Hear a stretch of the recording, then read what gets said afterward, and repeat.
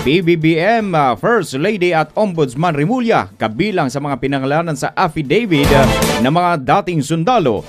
Ang detalye ng reportihan ni atid sa inyo ni kapartner Margot Gonzalez.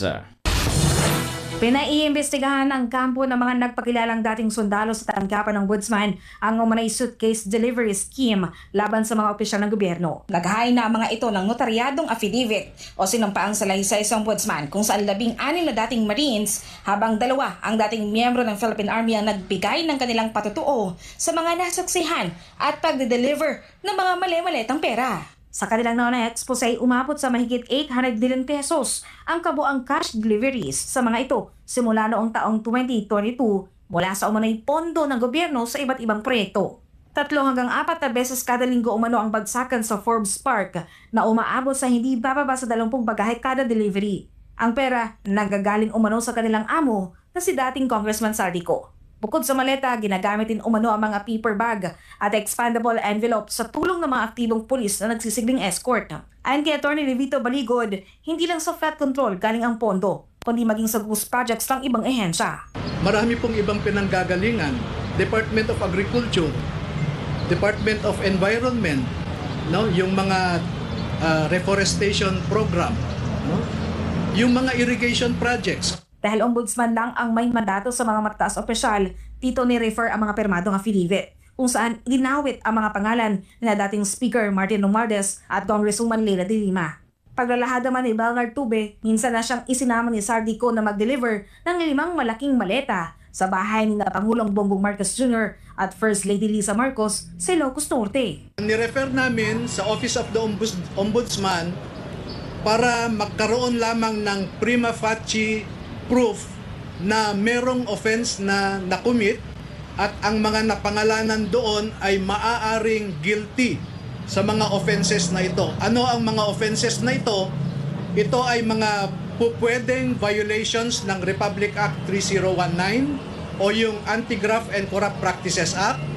Number 2, yung Republic Act 6713 na nagbabawal na tumanggap ang mga opisyal ng kahit anumang regalo at kailangang ang isumite nilang SALN o yung Statement of Assets, Liabilities and Net Worth ay dapat totoo at hindi falsifikado.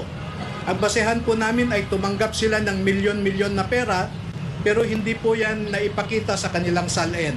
Maging sa ICC ani nakakarating ang kanilang delivery kung saan sa expose ng mga dating sundalo nakapag-deliver sila ng pera kay Antonio Trillanes para sa pagpondo sa mga aktibidad ng ICC investigators nang dumating sila sa Pilipinas noong taong 2023 hanggang 2025. Kinumpirma naman ni Baligod na kabilang si Ombudsman Boying Remulla sa mga binanggit sa affidavit kung saan nakikipag-usap umano ito sa mga taga-ICC at sa bahay umano ni Remulla sila nagpupulong na isa umanong posibleng paglabag. If you look at Republic Act 3019, if you cause undue damage to a person, ano pong undue damage ang nakakos niya by talking with the ICC? Well, I will not tell you now the possible connection.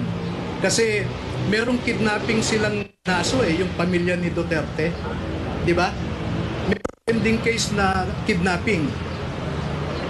There is what we call conspiracy or collusion. Kaya ayoko munang magkomento dyan. Sa alegasyon na may nagpupunto kay Baligod ng malaking personalidad, tugon niya, normal na akusahan nila ako ng kung ano-ano na may nagpondo sa akin. Pwede rin namang ilabas nila yung ebidensya nila na ako ay pinopondohan. I can open my bank account, they can inspect it, anything.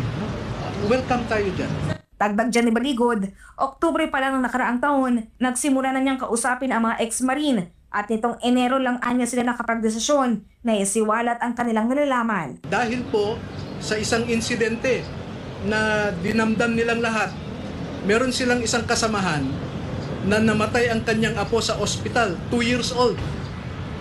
Dahil walang maibigay na gamot yung hospital sa apo niya. At namuni-muni niya na ang dahilan na walang pondo ang ating mga ospital ay dahil nga ninanakaw ang pondo. Samantala, kinumpirma naman ng Office of the Ombudsman ang pagtanggap sa joint affidavit. Pero nilinaw, hindi pa ito formal na reklamo. Ginit naman ng ombudsman na natiling independent institusyon ng kanilang tanggapan at hindi ito pwedeng gamitin bilang political arena kasunod ng mga personalidad na hindi nadawit at maliwanag na konteksto ng politika. Kaugnay nito, tulad ng anumang usapin na pinapasa rito, maingat nilang susuriin hindi lamang ang nilalaman ng salaysay, kundi pati na rin ang kredibilidad ng mga nanumpa at ang mga suportadong ebidensya na iniharap. Para sa Diyos at Pilipinas Kumahan, Mary Gonzalez, SMNA News. Kapartner